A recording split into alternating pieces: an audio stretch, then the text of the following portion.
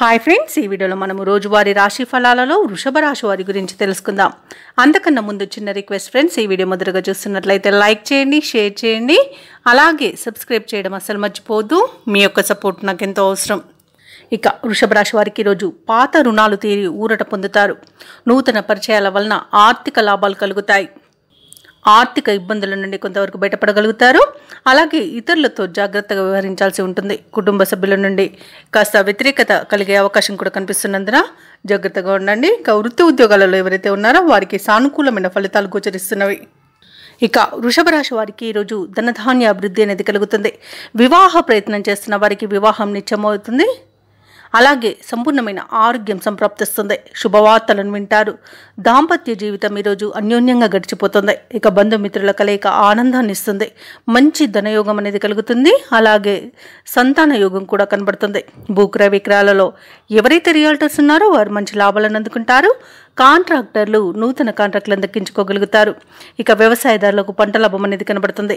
విదేశాలలో విద్యాపరంగా, వృత్తిపరంగా, వ్యాపారపరంగా ఎవరైతే నివసిస్తున్నారో వారికి మంచి శుభయోగాలు అనేవి కలుగుతాయి. ఇక సోదరులతో సఖ్యత అనేది ఏర్పడుతుంది. ధనాదాయం బాగుండడం వలన రుణాలను తీర్చగలుగుతారు. ఇక ఈరోజు నూతన వస్తు వాహన యోగం అనేది కనబడుతుంది. విదేశీయానం చేయాలనుకున్న వారికి వీసా సౌలభ్యం లభిస్తుంది. ఇక ఈరోజు వృషభ రాశి వారు శుభకార్యాలలో పాల్గొంటారు. ఇక వృషభ రాశి వారి రోజు ఆర్థికంగా బలపడడం వలన ఎలాంటి ఖర్చునైనా అధిగమిస్తారు. అలాగే ముఖ్యమైన కార్యక్రమాలన్నీ కూడా ప్రయత్నంగా పూర్తి చేస్తారు. ఆలయ సందర్శనంతో మనశ్శాంతిని పొందుతారు. కాబట్టి ఆలయాలను సందర్శించండి.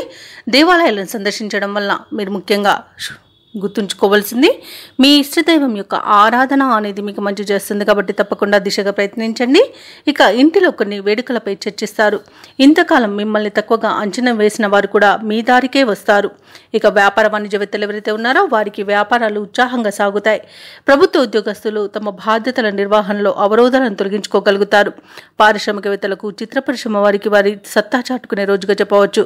ముఖ్యంగా విద్యార్థులకు అనుకూలమైన ఫలితాలే గోచరిస్తున్నవి. మహిళలకి కుటుంబ సభ్యుల యొక్క చేయూత అనేది అందుతుంది.